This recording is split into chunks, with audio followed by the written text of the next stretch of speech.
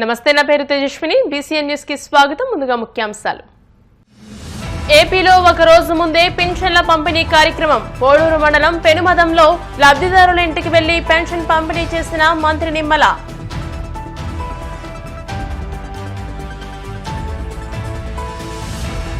విజయవాడలో భారీ వర్షాలకు విరిగిపడ్డ కొండ చర్యలు, 4 మృతి, 6 గాయాలు.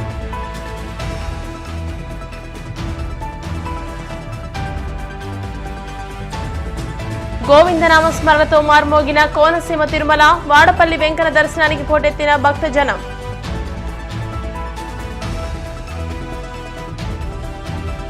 మహారాష్ట్ర పాల్ఘర్లోని వాదావన్ పోర్టుకు శంకుస్థాపన. దాదాపు 1560 కోట్లతో చేపల పెంపకం ప్రాజెక్టులను ప్రారంభించిన ప్రధాని మోదీ.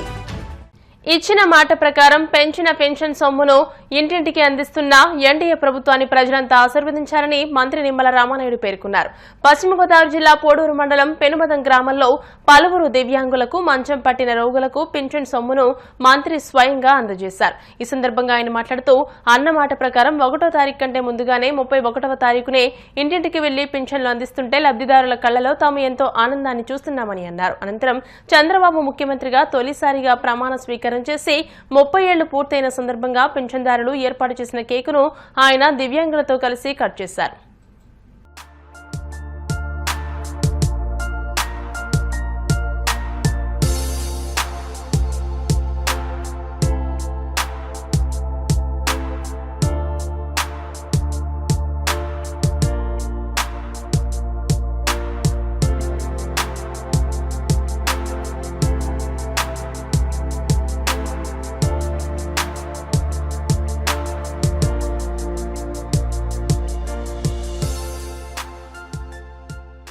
సమాజంలో ఎవరైతే ఆదరణ లేక నిరాదరణకు గురైనటువంటి వృద్ధులు, వితంతులు, దివ్యాంగులు ఎవరైతే ఉన్నారో అటువంటి వారిని అందరినీ కూడా మానవత్వంతో ఆదుకునేటువంటి ప్రజా ప్రభుత్వం తెలుగుదేశం, జనసేన, బీజేపీ, ఎన్డీఏ ప్రభుత్వం. ఈ రోజనే కాదు, ఆ రోజు 1983లో అన్న నందమూరి తారక రామారావు గారు పింఛన్లు ఆంధ్రప్రదేశ్ రాష్ట్రంలో, ఎందుకంటే ఆ రోజు పెన్షన్లు అంటే ఉద్యోగస్తులకు మాత్రమే ఉండేటువంటి పరిస్థితుల్లో పెన్షన్ అంటే ఉద్యోగస్తులకి, రిటైర్ అయినటువంటి వాళ్ళకే కాదు, వృద్ధులు, వితంతులకి, దివ్యాంగులకు కూడా ఇవ్వాలని 35 రూపాయలతో ఈ రాష్ట్రంలో పెన్షన్ని ప్రారంభించిందే అన్న ఎన్టీఆర్, తెలుగుదేశం పార్టీ. మరి తర్వాత మళ్ళీ చంద్రబాబు నాయుడు గారు ఆ 200 రూపాయల పెన్షన్ని 2000 రూపాయలకి పెంచి వాళ్ళ ఇంటి కొడుకుగా నిలబడినటువంటి విషయం కానీ, మళ్ళీ ఈరోజు ఆ 3000 పెన్షన్ని 4000 రూపాయలు వృద్ధులకి, వితంతులకి, ఆ 3000 రూపాయల దివ్యాంగుల పెన్షన్ను ఒక్కసారిగా డబల్ 6000 రూపాయలు పెంచి వాళ్ళ ఇంటి దగ్గరే, వాళ్ళ గడప దగ్గరే స్వయంగా రాష్ట్ర ముఖ్యమంత్రి చంద్రబాబు నాయుడు గారు సైతం పేదవాడి సేవలో అనేటువంటి కార్యక్రమంలో వాళ్ళ గడప దగ్గరే పెన్షన్ ఇస్తూ ఉంటే వాళ్ళ ఆనందం, వాళ్ళ సంతోషం కళ్ళల్లో కనిపిస్తూ ఉన్నటువంటి పరిస్థితి. ఈవేళ మందు బిళ్ళలు సమయానికి వేసుకోగలుగుతున్నామని అంటే, ఆసుపత్రులకు వెళ్ళి డాక్టర్లకి చూపించుకోగలుగుతున్నామనంటే, 2 ఇడ్లీలు తినగలుగుతున్నామనంటే చంద్రబాబు నాయుడు గారు, పవన్ కళ్యాణ్ గారు పుణ్యం. ఈవేళ మా నోట్లోకి 5,000 వెళ్తున్నాయని చెప్పి ఎవరైతే పెన్షన్లు అందుకున్నటువంటి వాళ్ళు మాటల్లో చెప్తున్నటువంటి పరిస్థితి. వాళ్ళ ఎంత ఆనందం, సంతోషం అంటే ఇప్పుడే మనం చూసాం. మరి ఏదైతే ఒక దివ్యాంగుడు ఇంటికి పింఛన్ ఇవ్వడానికి వెళ్తే మరి ఆ రోజు చాలా క్లియర్ గా మరి చెప్పడం జరిగింది.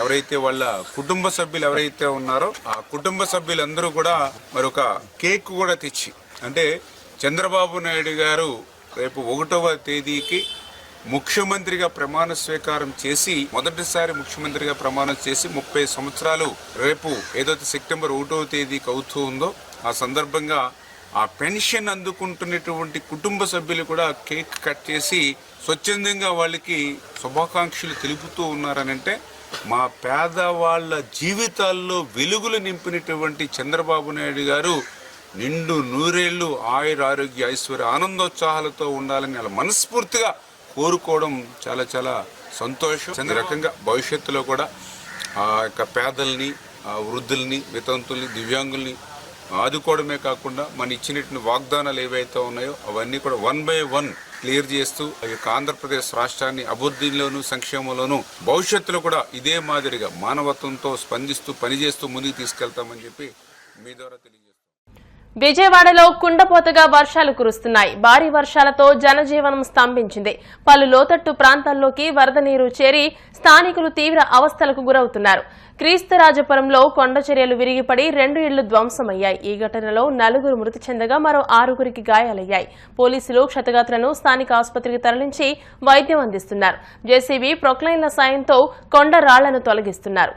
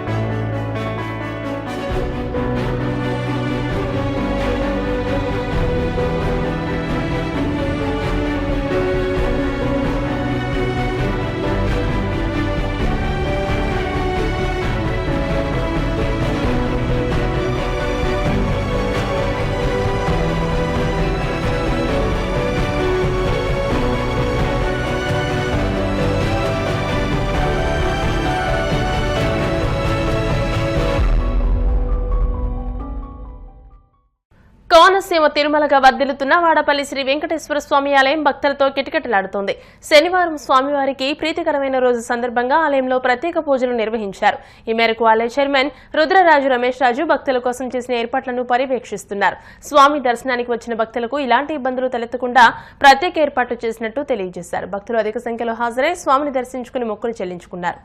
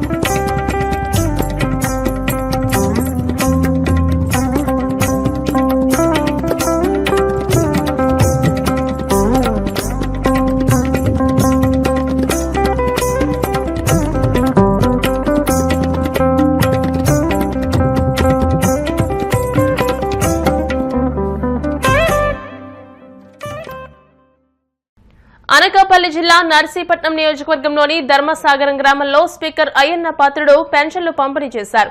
వర్షం పడుతున్నా కూడా ఆయా ప్రాంతాల్లో ఇంటింటికి వెళ్లి పెన్షన్లను పంపిణీ చేశారు. ఈ సందర్భంగా ఆయన మాట్లాడుతూ అనర్హులైన వారిని తొలగించేందుకు ప్రత్యేక చర్యలు తీసుకుంటున్నామని, డ్వాక్రా గ్రూపు మహిళలందరూ మొక్కలు నాటాలని పిలుపునిచ్చారు.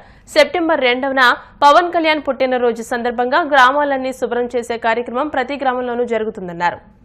ఎన్నికల ముందు చంద్రబాబు నాయుడు గారు 4,000 రూపాయలు పెన్షన్ ఇస్తానని చెప్పి మాట ఇచ్చారు. దాని ప్రకారం గత 3 నెలల నుంచి ఇది 3వ నెల దాని ప్రకారంగా మనకి ఇచ్చుకుంటూ వస్తున్నాం. కొంచెం ఆర్థికపరమైన ఇబ్బందులు ఉన్నాయి రాష్ట్రంలో. ఈ పెన్షన్ కోసం కేవలం ప్రతి నెల 10,000 కోట్ల రూపాయలు ఖర్చు అవుతుంది. అయినా సరే అన్ని ఇబ్బందులు ఉన్నా ఆదుకుంటూ ఇవ్వాలనే ఉద్దేశంతో చేశారు. అసలు యాక్చువల్గా రేపు ఇవ్వాలి పెన్షను. రేపు ఆదివారం వచ్చింది సెలవు కాబట్టి ఒక రోజు ముందే ఇచ్చేద్దామని చెప్పి మేము నిర్ణయం తీసుకొని మరి ఈ రోజు ఇవ్వడం జరిగింది. ఇప్పుడు అధికారులు అందరినీ కోరితే ఏంటంటే ఇవాళ సాయంత్రం ఎంత లేట్ అయినా ఈరోజు పూర్తి అయిపోవాలా. ఈరోజు పూర్తి అవ్వకపోతే ఏమన్నా 10-20 మిగిలిపోతే మళ్ళీ రేపు ఇవ్వడానికి అవ్వదు, సోమవారం ఇవ్వాలి, మళ్ళీ రేపు ఆదివారం సెలవు వస్తుంది కాబట్టి అంటే వీలంత వరకు ఈవేళ దీన్ని కంప్లీట్ చేయాలని చెప్పి అధికారులు అందరినీ కోరుకుంటున్నాను. దానికి నాయకులందరూ సపోర్ట్ ఇస్తున్నందుకు చాలా సంతోషం. రాష్ట్ర వ్యాప్తంగా 80% అయిపోయింది 9:30కే, అంటే సాయంత్రం లోపల అయిపోవచ్చు. అంటే రాష్ట్ర వ్యాప్తంగా ఉమ్మడి ప్రభుత్వంలో అనుకున్న టైం ప్రకారంగా అందరికీ పెన్షన్ ఇస్తున్నటువంటి నాయకులందరికీ, కార్యకర్తలకి, ప్రజలందరికీ కూడా ప్రభుత్వం తరపున ధన్యవాదాలు తెలియజేస్తున్నాను. ఇది కంటిన్యూ ప్రాసెస్, ప్రతి నెల కూడా ఈ కార్యక్రమం చేయాలని చెప్పి ఉద్దేశంలో ఉన్నాం. మొన్న చంద్రబాబు గారితో నేను మాట్లాడడం జరిగింది. దాంట్లో ఇంకా కొంతమందికి ఇవ్వాల్సిన అవసరం ఉంది.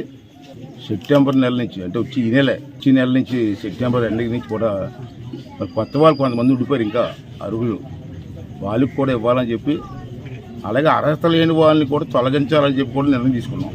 అది న్యాయం, అంటే అది కూడా చేస్తున్నాం. రెండోది ఏంటంటే అర్హులు ఉన్న వాళ్ళకి కూడా అక్టోబర్ 2వ తారీఖు రేపు గాంధీ జయంతి వస్తుంది కాబట్టి గాంధీ జయంతి నుంచి మళ్ళీ కొత్త వాళ్ళకి కూడా పెన్షన్లు ఇవ్వాలని చెప్పి కూడా నిర్ణయం తీసుకోవడం జరిగింది. రెండోది ఏంటంటే ఇక్కడ పెద్దలందరూ ఉన్నారు. రేపు 2వ తారీఖున పవన్ కళ్యాణ్ గారి పుట్టినరోజు, ఆ సందర్భంగా ఒక నిర్ణయం తీసుకోవడం జరిగింది. ఏంటంటే మంచి కార్యక్రమం ప్రతి పంచాయతీల్లోని ఇవాళ సుమారు మనకు 14,000 పంచాయతీలు సుమారు ఉన్నాయి రాష్ట్ర వ్యాప్తంలో. 2వ తారీఖున ప్రతి పంచాయతీలోని కూడా ఊరంతా క్లీన్ చేసి, చెత్త అంతా ఎత్తి ఊరంతా క్లీన్ చేయాలని చెప్పి, కాలువలన్నీ క్లీన్ చేయాలని చెప్పి నిర్ణయం తీసుకోవడం జరిగింది.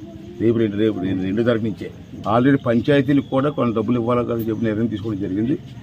అంటే ప్రజలంతా పాల్గొని ఈ 5 సంవత్సరాలు బట్టి క్లీనింగ్ లేదు, చాలా వరస్ట్గా ఉన్నాయి గ్రామాలన్నీ కూడా. అందరూ పాల్గొని 2వ తారీఖు పాల్గొని మన నాయకులు చంద్రబాబు నాయుడు గారి ఆదేశం మేరకు పవన్ కళ్యాణ్ గారి పుట్టినరోజు నాడు అన్ని గ్రామాలు 14,000 గ్రామాల్లో కూడా క్లీనింగ్ కార్యక్రమం పెట్టాం. అంటే మీరందరూ కూడా పాల్గొని మన ఊరిని మనం సపోర్ట్ చేసుకోవడం కోసం ఆ కార్యక్రమంలో పాల్గొవలసిందిగా ప్రతి ఒక్కరిని కోరుకుంటూ, అలాగే తెలుగుదేశం పార్టీ నాయకుల్ని, కార్యకర్తలందరినీ కూడా తప్పనిసరిగా 2వ తారీఖున ఈ కార్యక్రమంలో పాల్గొని విజయవంతం చేయవలసిన అవసరం ఉంది. తెలంగాణ వ్యాప్తంగా పలు జిల్లాల్లో ఎడతెరిపి లేకుండా కురుస్తున్న వర్షానికి జనజీవనం అస్తవ్యస్తమవుతోంది. మక్తల్ నియోజకవర్గం ముట్కూరు మండలంలోని మల్లేపల్లి గ్రామంలో భారీ వర్షాల కారణంగా రహదారి జలమయమైంది. ఈ క్రమంలో ప్రమాదవశాత్తు ఓ కారు వర్షపు నీటిలో చిక్కుకుపోయింది. అటుగా వెళ్తున్న స్థానికులు చిక్కుకున్న కారును చూసి అందులోని ప్రయాణికులను క్షేమంగా బయటకు తీశారు. ఇప్పుడు కాసేపు ప్రకటనలు.